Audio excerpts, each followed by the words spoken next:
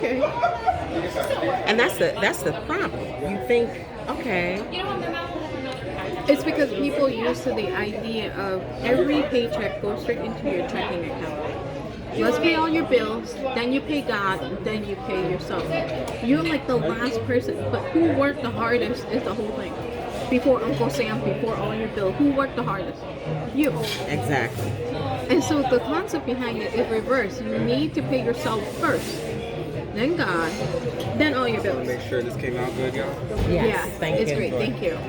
But the problem, we don't do that. We don't do that setup. So what did I do? I said, hey, I'm going to pay myself this much amount, regardless of how I'm going to find the rest of the money. I'm going to pay myself this much amount because I deserve that amount. Right. I need to have that. So that is my savings. Something as simple as like the automatic transfer from your checking to your savings. I've been doing that for years. Do you know that every company offers 3 deposit setup? But nobody only utilized only one? Because the whole concept of direct deposit is nobody get that. Back in the day, you remember when we used to take our cash, our check, and we would go to a grocery store and sign the check off? Or go to the currency exchange and exchange the check for cash? That's what our parents taught us. We thought that was normal.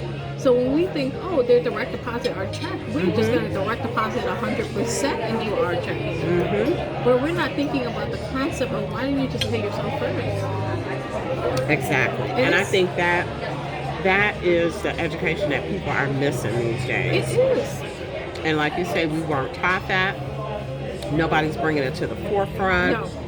And people are sitting, living paycheck to paycheck when they do not have to. Do you know what? Here's the sad part. 85% of people are living paycheck to paycheck in every state, not just the highest cost of living state.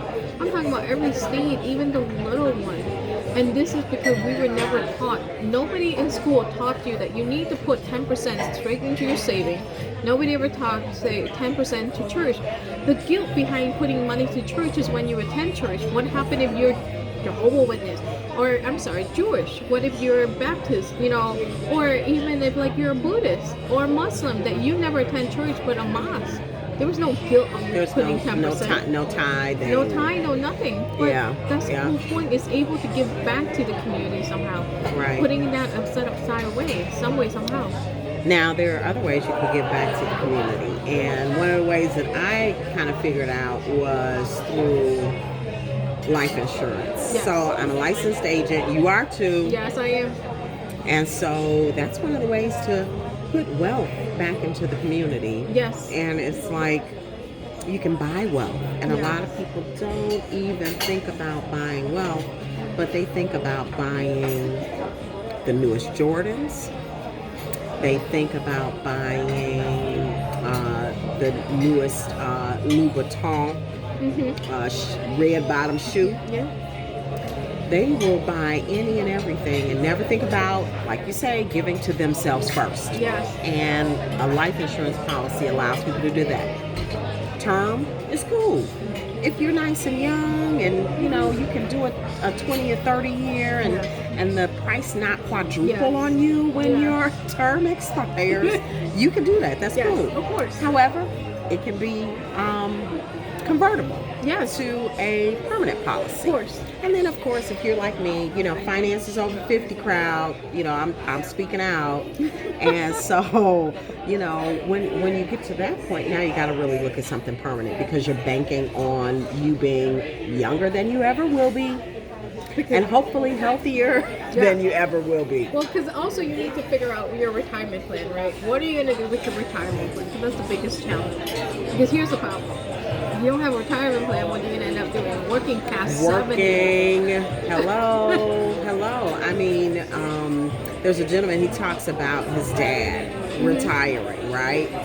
And 9 months later, he had to go back to work because he didn't have enough money to live comfortably. He didn't know what his financial freedom number was, let's say.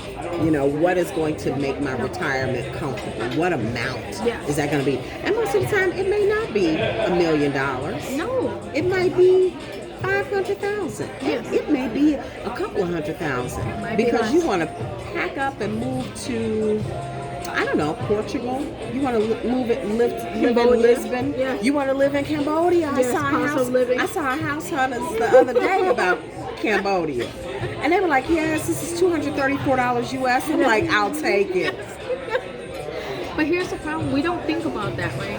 And then when we actually hit that wall, we're like, "Ooh, shoot! Now I gotta go to work."